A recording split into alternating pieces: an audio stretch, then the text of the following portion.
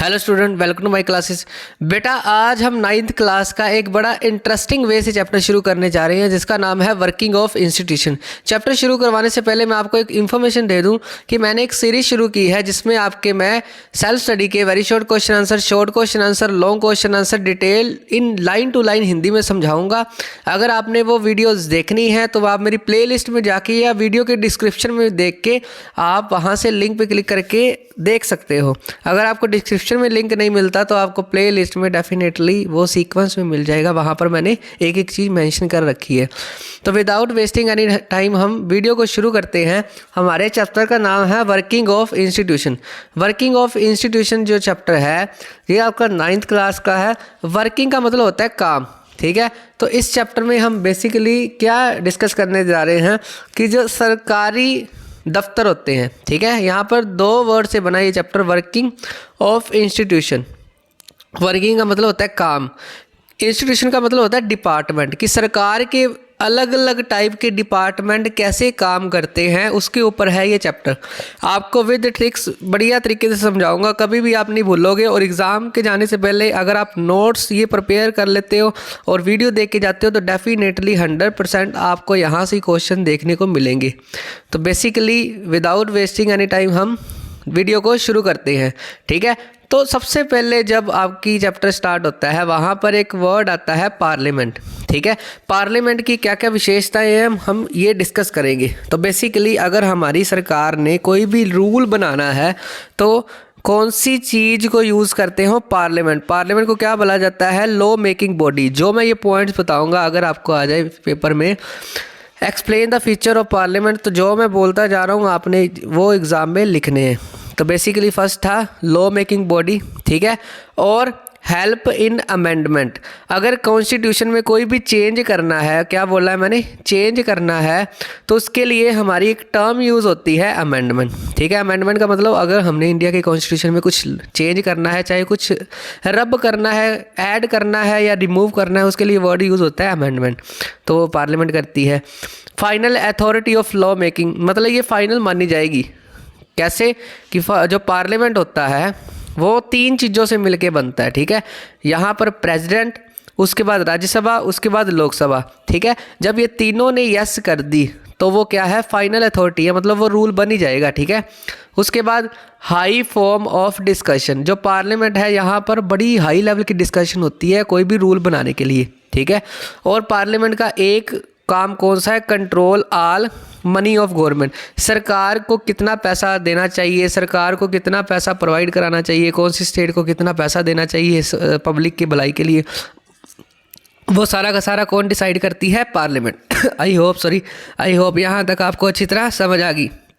अब बेसिकली आगे करते हैं। जैसे कि मैंने बताया है कि आपको ट्रिक से कराऊंगा। पार्लियामेंट याद रखना तीन चीज़ों से बनती है, प्रेसिडेंट, राज्यसभा और लोकसभा, ठीक है। इसको ऐसे ही सीक्वेंस में आपने याद रखना, बताता क्यों, ठीक है।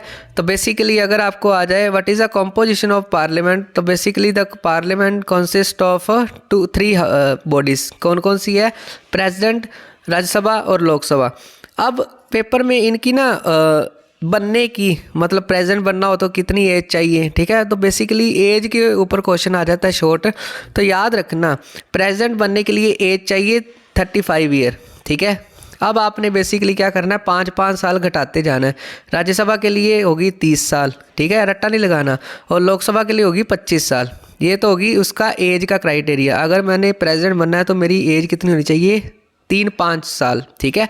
वैसे भी वो बोला जाता है ना कि कोई 3-5 नहीं करता प्रेसिडेंट के साथ, मतलब कोई भी उसके साथ पंगा नहीं लेता। तो 35 के 5 घटाए 30 साल, और लोकसभा का मेंबर बनने के लिए 25 साल। आई होप ये वाला कॉन्सेप्ट आपको अच्छी तरह समझ आ गया। अब थोड़ी सी करते हैं इनकी विशेषताएं। सबसे पहले हम प्रेसिडेंट के बारे में जान लेते हैं कि क्या क्या इंपॉर्टेंट है। तो बेसिकली प्रेसिडेंट को एक टाइटल दिया गया है हेड ऑफ द स्टेट, इसको बोला जाता है स्टेट का हेड, ठीक है। और हाईएस्ट एग्जीक्यूटिव अथॉरिटी, ये सबसे बड़ी एग्जीक्यूटिव है। एग्जीक्यूटिव का होता है मतलब जो रूल को इम्प्लीमेंट करता है लोगों के ऊपर, ठीक है। ये किसके द्वारा इलेक्टेड होता है? प्रेसिडेंट इलेक्टेड बाय एमपीज और एमएलए, मेंबर ऑफ पार्लियामेंट और मेंबर ऑफ लेजिस्लेचर असेंबली के सिलेक्टेड मेंबर क्या करते हैं? इलेक्ट करते हैं प्रेसिडेंट को, ठीक है। और प्रेसिडेंट के पास ही पावर होती है किसकी? डिसॉल्व लोकसभा। लोकसभा को, जैसे डिसॉल्व वर्ड आया ना, डिसॉल्व का मतलब होता है कैंसिल करना। मान लो कोई मीटिंग बुलाई हो तो मैं कैंसिल कर दूं, ठीक है। तो वैसे ही लोकसभा को कौन डिसॉल्व कर सकता है, ख़त्म कर सकता है? तो वो प्रेसिडेंट, ठीक है। और इसका काम क्या है? अपॉइंट पीएम और सीओएम। जो प्रेसिडेंट होता है वो पीएम प्राइम मिनिस्टर को अपॉइंट करता है। सीओएम का मतलब होता है काउंसिल ऑफ मिनिस्टर, ठीक है। प्राइम मिनिस्टर के नीचे जितने भी बंदे काम करते हैं मिनिस्टर, उसको बोला जाता है COM, काउंसिल ऑफ मिनिस्टर, ठीक है। आई होप ये स्ट्रक्चर आपको अच्छी तरह समझ आ गया। उसके बाद प्रेसिडेंट के बारे में एक इन्फॉर्मेशन है, exercises all his power only the advice of PM। हाँ जी, जो भी हमारा प्रेसिडेंट होगा, ठीक है, वो किसकी सलाह के ऊपर काम करेगा? प्रेसिडेंट की सलाह के ऊपर।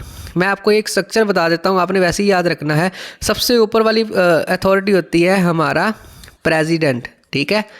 उसके बाद आता है हमारा गवर्नर, ठीक है, सॉरी प्रेसिडेंट। उसके नीचे आता है वाइस प्रेसिडेंट, उसके बाद आता है गवर्नर, उसके बाद आता है PM, ठीक है। ये सीक्वेंस में आपने याद रखना है, प्रेसिडेंट, वाइस प्रेसिडेंट, गवर्नर और PM। और PM के नीचे कौन काम करता है? COM, council of minister. I hope यहाँ तक आपको अच्छी तरह समझ आ गई। उसके बाद बात करते हैं दूसरे पार्ट की। दूसरा पार्ट का नाम है हमारा कि राज्यसभा। राज्यसभा के बारे में थोड़ी सी इंफॉर्मेशन है। राज्यसभा को बोला जाता है अपर हाउस, ठीक है, अपर हाउस, क्योंकि ये राज करता है इसीलिए अपर में है, ऐसे याद रख लो। It can not be dissolve, मतलब राज्यसभा है, जैसे हमने पढ़ा ना लोकसभा डिजोल्व हो सकती है, उसको कौन कर सकता है? प्रेसिडेंट। और ये डिजोल्व नहीं होती, ठीक है। तो बेसिकली यहाँ पर एक वर्ड लिखा हुआ है, delay 14 days of money bill. ये मैं समझाता हूँ, वेट करो। ये आपको पहले लोकसभा के बारे में पता होना चाहिए, फिर आपको ये पॉइंट समझ आएगा। तो सबसे पहले हम करते हैं लोकसभा। लोकसभा को बोला जाता है लोअर हाउस, एल से लोकसभा, एल से लोअर हाउस, ठीक है। जितने भी मनी बिल हैं, मनी बिल का मतलब क्या होता है? मान लो मैं एक MLA हूँ, ठीक है, मेरे को एक अपनी गली बनाने के लिए, सड़क बनाने के लिए 10 लाख रुपीस चाहिए, ठीक है। तो जो भी मैं ये खर्चा लिख के दूंगा पेज के ऊपर अपनी सरकार को आगे, तो वो कौन सा बिल होएगा? मनी बिल, ठीक है। तो मनी बिल कहाँ पर इंट्रोड्यूस होता है? क्वेश्चन आ जाता है तो लोकसभा में, ऐसे याद रखना है। More powerful in money bill, जो लोकसभा है वो राज्यसभा से ज़्यादा पावरफुल होती है, कौन से रिलेटेड में? मनी बिल में, ठीक है। इट कैन डिज़ोल्व हो सकती है। अब जो मैंने छोटा सा पॉइंट, डिले इन 14 डेज, पता है क्या होता है? कोई भी हम बात करते हैं लॉ कैसे बनता है, ठीक है, लॉ या रूल, आपने बात ध्यान से रखनी है याद। सबसे पहले ना एक पेज पे लिख के अपनी डिमांड्स पेश की जाती है लोकसभा में, ठीक है। बिल, उसको क्या बोलते हैं? पेज को क्या नाम दिया गया? बिल, ठीक है। तो बेसिकली जब बिल के ऊपर लोकसभा भी पास कर दे, राज्यसभा में भी पास हो जाए और प्रेसिडेंट के भी साइन हो जाए, तो वो बिल किस में बन जाता है? वो बिल बन जाता है लॉ, ठीक है। तो बेसिकली आपने स्ट्रक्चर ये याद रखनी है, when the bill is represent in Lok Sabha, then pass in Rajya Sabha and also pass in final authority of president, then bill become the law, ठीक है। अब पता है क्या होता है? मान लो कोई लोकसभा में बिल यहाँ पर पास हो गया, अब पास होने के बाद कहाँ पर जाएगा? राज्यसभा के बाद। तो राज्यसभा के पास एक अथॉरिटी होती है, वो बिल को रिजेक्ट नहीं करती, वो उसको डिले कर सकती है। कितने दिनों तक? 14 दिनों तक, ठीक है। डिले करना मतलब थोड़ा सा लेट फैसला देना, ठीक है। तो बेसिकली ये छोटा सा कॉन्सेप्ट था, who can delay the bill. तो राज्यसभा कितने दिनों के लिए? 14 डेज के लिए, ठीक है। तो बिल, बार बार बिल वर्ड आ रहा है, तो बिल का मतलब क्या होता है कि एक कागज़ जिसके ऊपर सारी डिमांड्स लिखी होती हैं, ठीक है। अब बिल कितने तरह के होते हैं? 2 तरह के। एक होता है मनी बिल, मनी से रिलेटेड, और एक ऑर्डिनरी बिल, मतलब कोई और रूल पास करवाना है तो वो दूसरा बिल लगेगा मनी से रिलेटेड जो नहीं होएगा। आई होप ये वाला कॉन्सेप्ट आपको अच्छी तरह समझ आ गया। उसके बाद इम्पोर्टेंट पॉइंट की बात अगर बात करें तो पार्लियामेंट कैन रिमूव, जो पार्लियामेंट है वो रिमूव कर सकती है, हटा सकती है किसको? प्राइम मिनिस्टर को, वाइस प्रेसिडेंट को, प्रेसिडेंट को और सुप्रीम कोर्ट के जजों तक को भी। अगर ये पाया जाता है कि वो अपना काम सही ढंग से नहीं कर रहे, तो पार्लियामेंट रिमूव कर सकती है उनको अपने पद से, अपनी सीट से। तो उसका क्या काम होता है? Declaration of emergency. एमरजेंसी को डिक्लेयर कौन करता है? पार्लियामेंट। एमरजेंसी क्या होती है?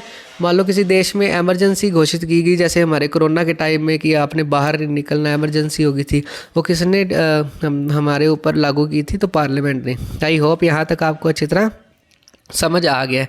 उसके बाद एक पीछे कॉन्सेप्ट आया था एग्जीक्यूटिव का, आप डिटेल में डिस्कस करेंगे इसको। उससे पहले अगर आपने ये नोट्स ले लिया तो डिस्क्रिप्शन में उसका लिंक दे दूंगा, आप मेरे नोट्स विद माई लोगो और विदाउट माई लोगो भी डाउनलोड कर सकते हैं। उसके बाद बात आती है बेटा मोस्ट इंपॉर्टेंट की, ध्यान से समझ लो, रट्टा नहीं लगाना। किसकी? ऑर्गन। हमारी जो सरकार है उसके 3 अंग हैं, ठीक है, ऑर्गन बोला जाता है। सबसे पहले है लेजिस्लेचर, उसके बाद आता है एग्जीक्यूटिव और लास्ट वन इज़ जुडिशरी, ठीक है। इसको रट्टा नहीं लगाना, मैं समझाता हूँ। लेजिस्लेचर कौन होता है? जो रूल्स एंड रेगुलेशन बनाता है, ठीक है, मेक करता है, उसको बोला जाता है लेजिस्लेचर। एग्जीक्यूटिव क्या होता है? जो बने बनाए रूल को लोगों के ऊपर इम्प्लीमेंट करता है, लागू करता है, ठीक है, उसको बोलते हैं एग्जीक्यूटिव। जुडिशरी क्या होती है? जो इन दोनों ने रूल जो बनाया है उसको तोड़ेगा, उसको सज़ा देती है, जैसे सारी courts, supreme court, high court. I hope यहाँ तक आपको अच्छी तरह समझ आ गई। तो एक एक करके सभी की हम डिटेल में डिस्कशन कर लेते हैं। लेजिस्लेचर क्या होती है? मेक लॉ, जो लॉ बनाती है, ठीक है। ये इसमें एक खास बात है, एन असेंबली ऑफ पीपल, एक ऐसी असेंबली जहाँ पर हमारे representative with power to extend law, मतलब हमने जो रिप्रेजेंटेटिव सेलेक्ट किए गए हैं वो क्या करते हैं? पार्लियामेंट में बैठते हैं और लॉ बनाते हैं। तो इसीलिए पार्लियामेंट को क्या बोला जाता है? लेजिस्लेचर बॉडी, ठीक है। लेजिस्लेचर क्या होता है? जो रूल्स एंड रेगुलेशन बनाता है। इसकी एग्जांपल में आ जाएगी हमारी पार्लियामेंट, ठीक है। आई होप यहाँ तक आपको अच्छी तरह समझ आ गया। अब एग्जीक्यूटिव क्या होता है? Implement law. एग्जीक्यूटिव क्या करता है? लॉ लोगों के ऊपर इम्प्लीमेंट करता है। और एग्जीक्यूटिव भी 2 तरह के होते हैं। एग्जीक्यूटिव पहला है पॉलिटिकल एग्जीक्यूटिव और दूसरा है परमानेंट एग्जीक्यूटिव। क्या क्या बोला मैंने? एक होता है पॉलिटिकल एग्जीक्यूटिव और दूसरा होता है परमानेंट एग्जीक्यूटिव। एग्जीक्यूटिव क्या होता है? जो रूल एंड रेगुलेशन बताते हैं। पॉलिटिकल एग्जीक्यूटिव में क्या आ जाएंगे? वो सारे के सारे जो वोट से सिलेक्ट होके आए हैं, जैसे सारे आ जाएंगे इसमें, president, vice president, PM, COM, council of minister. और परमानेंट एग्जीक्यूटिव क्या आते हैं? जो एग्ज़ाम क्लियर करके आते हैं, जैसे आईपीएस ऑफिसर, आईएएस ऑफिसर, ठीक है। तो बेसिकली इसमें डिफरेंस भी आ सकता है और एक एक करके पूछ भी सकते हैं। सबसे पहले हम डिस्कस करेंगे पॉलिटिकल एग्जीक्यूटिव की। पॉलिटिकल एग्जीक्यूटिव क्या होता है? Elected by the people for specific time period. जो पॉलिटिकल एग्जीक्यूटिव है, पॉलिटिकल एग्जीक्यूटिव क्या होता है? लोगों द्वारा सेलेक्ट होता है कुछ टाइम की पीरियड के लिए, जैसे 5 साल के लिए। और परमानेंट एग्जीक्यूटिव क्या होता है? Appoint for and long term के लिए, ठीक है। इसको लॉन्ग टर्म के लिए अपॉइंट किया जा सकता है जब तक इनकी रिटायरमेंट नहीं होती, ठीक है। पॉलिटिकल एग्जीक्यूटिव क्या करते हैं? मेक लॉ बनाते हैं। और परमानेंट एग्जीक्यूटिव क्या करते हैं? In charge of law. मान लो मोदी ने कोई रूल बना दिया, ठीक है, उसने ड्यूटी लगा दी आईएएस ऑफिसर की, ये रूल कोई तोड़े ना, तो क्या बन जाएगा? इंचार्ज बन जाएगा उस रूल का। आई होप यहाँ तक आपको अच्छी तरह समझ आ रही है, ठीक है। अब पॉलिटिकल एग्जीक्यूटिव में क्या खास बात है? Change with the government. जो पॉलिटिकल एग्जीक्यूटिव है, सॉरी, वो जैसे सरकार चेंज होती है वैसे ही वो चेंज हो जाता है, ठीक है। जैसे हमारा सीएम चेंज होता है, कोई भी स्टेट आप लगा लो, कितने सीएम चेंज हो गए हमारे, ठीक है, वो पॉलिटिकल एग्जीक्यूटिव है। परमानेंट एग्जीक्यूटिव में वो उनकी ट्रांसफ़र होती है, वो चेंज नहीं होते, मतलब यहाँ पर नो चेंज। अब एग्जाम्पल की बात करें, पॉलिटिकल में PM, prime minister, COM, council of minister, president, vice president, MLA, जो मर्जी लिख सकते हो आप। और परमानेंट एग्जीक्यूटिव में आईएएस, आईपीएस, सिविल सर्विस वाले हो गए सारे, ये सारे परमानेंट एग्जीक्यूटिव है। कुछ भी लिख सकते हो यहाँ पर, आप हवलदार भी लिख सकते हो, कोई भी लिख सकते हो, पुलिस वाला एसएचओ भी लिख सकते हो, जो आपका दिल करे परमानेंट एग्जीक्यूटिव में लिख सकते हो। आई होप यहाँ तक आपको अच्छी तरह समझ आ गई। उसके बाद आते हैं बात है जुडिशरी। जुडिशरी क्या होती है? प्रोवाइड जस्टिस, जो हमें न्याय दिलवाती है, ठीक है, जैसे supreme court, high court, district court, ठीक है। ये इसके बारे में डिटेल में डिस्कस करेंगे, इसकी एग्जांपल मैं बता दिया। आई होप यहाँ तक आपको वीडियो अच्छी लगी। अगर अच्छी लगी तो please like, share and comment. मिलते हैं अगले कॉन्सेप्ट में। अगला कॉन्सेप्ट है इंडियन जुडिशरी। हाँ जी, इसको डिटेल में करेंगे, ये लास्ट है, उसके बाद आपका सेकंड पार्ट, इसका लास्ट पार्ट होगा। तो बेसिकली इंडियन जुडिशरी है, इंडिया की न्याय व्यवस्था है। ये क्या होती है, इसके बारे में आपने एक लाइन याद रखनी है, all courts at different level. हर कोई कोर्ट, चाहे उसका लेवल अलग अलग हो सकता है, सुप्रीम कोर्ट भी हो सकती है, हाई कोर्ट भी हो सकती है और डिस्ट्रिक्ट कोर्ट भी हो सकती है, ठीक है। आई होप यहाँ तक आपको समझ आ गया। सुप्रीम कोर्ट भी होती है, हाई कोर्ट भी होती है और डिस्ट्रिक्ट कोर्ट भी हो सकती है। वो क्या करते हैं, कंट्री में put together are called judiciary. जब इन सभी को इकट्ठा कर दिया जाए तो वो क्या बन जाती है, इंडियन जुडिशरी। इंडियन जुडिशरी क्या करती है, लोगों को न्याय दिलवाने का काम करती है। तो बेसिकली यहाँ पर आपके होती तो बहुत सारी है, पर हम डिस्कस करेंगे आपके सिलेबस के अकॉर्डिंग। सबसे पहले है सुप्रीम कोर्ट, उसके बाद होती है हाई कोर्ट, उसके बाद होती है डिस्ट्रिक्ट कोर्ट। सुप्रीम कोर्ट सबसे बड़ी होती है, हाई कोर्ट उससे नीचे, ठीक है। डिस्ट्रिक्ट मतलब हर डिस्ट्रिक्ट में हर एक कोर्ट होती है जो डिस्ट्रिक्ट लेवल के केसेस को सॉल्व करती है। सबसे पहले बात करते हैं हम सुप्रीम कोर्ट की, ठीक है। सुप्रीम कोर्ट सबसे ऊपर वाली कोर्ट होती है, ठीक है, highest court. Court for entire nation, पूरी नेशन के लिए, पूरे इंडिया के लिए कौन सी कोर्ट होती है, सुप्रीम कोर्ट, ठीक है। तो बेसिकली इनके क्या क्या काम आते हैं पेपर में, तो keep I on working of state and centre. Supreme court क्या करती है कि ध्यान से देखती है जो नीचे वाली कोर्ट्स है, हाई कोर्ट है या कोई भी डिस्ट्रिक्ट कोर्ट है और कोई भी स्टेट है, ठीक है, वो अपना काम सही ढंग से कर रही है कि नहीं कर रही। यहाँ पर लिखा है ना, मैं आपको साफ करके दिखाता हूँ। Keep I on, keep I on का मतलब होता है उसके ऊपर आँख रखना कि वो काम सही ढंग से कर रही है कि नहीं कर रही। उसके बाद क्या होता है, सेटल डिस्प्यूट। सेटल डिस्प्यूट मतलब लड़ाई झगड़े को वो सॉल्व करती है सुप्रीम कोर्ट। ये कौन सी है, हाईएस्ट कोर्ट। सुप्रीम कोर्ट कौन सी है, सबसे हाईएस्ट कोर्ट मानी जाती है। आई होप यहाँ तक आपको अच्छी तरह समझ आ गया। उसके बाद बात करते हैं हाई कोर्ट की, ठीक है। तो हाई कोर्ट को क्या बोला जाता है, कंट्रीज इन स्टेट, मतलब कोई भी स्टेट में हो सकती है। पंजाब में होती है, Punjab and Haryana high court, ठीक है। तो आपकी जिस स्टेट में रहते हो उस स्टेट की कोई ना कोई हाई कोर्ट जरूर होगी, ठीक है। तो बेसिकली उसके बाद आती है डिस्ट्रिक्ट कोर्ट। डिस्ट्रिक्ट कोर्ट क्या होती है, लोकल लेवल कोर्ट्स होती है। लोकल मतलब अब मान लो ये सुप्रीम कोर्ट सबसे ऊपर है, ठीक है, उसके नीचे हाई कोर्ट, वो सबसे नीचे डिस्ट्रिक्ट कोर्ट। अब मान लो कोई बंदे को प्रॉब्लम है, ठीक है, कोई भी उसको किसी ने कुछ बोल दिया या कोई उसके साथ धोखा होगा, ठीक है। सुप्रीम कोर्ट है, हाई कोर्ट है और उसके बाद डिस्ट्रिक्ट कोर्ट है। तो सबसे पहले लोकल लेवल के ऊपर जाएगा वो, जरूरी थोड़ी दिल्ली जाएगा सुप्रीम कोर्ट। तो लोकल लेवल में जो न्याय प्रोवाइड करती है वो उसको बोला जाता है डिस्ट्रिक्ट कोर्ट, ठीक है, लोकल कोर्ट्स। आई होप आपको ये वीडियो अच्छी लगी। ये था पार्ट 1, मिलते हैं इसके पार्ट 2 और लास्ट पार्ट में। अगर आपको वीडियो अच्छा लगा तो please like share and comment. मिलते हैं नेक्स्ट पार्ट में। Bye, take care, have a nice day.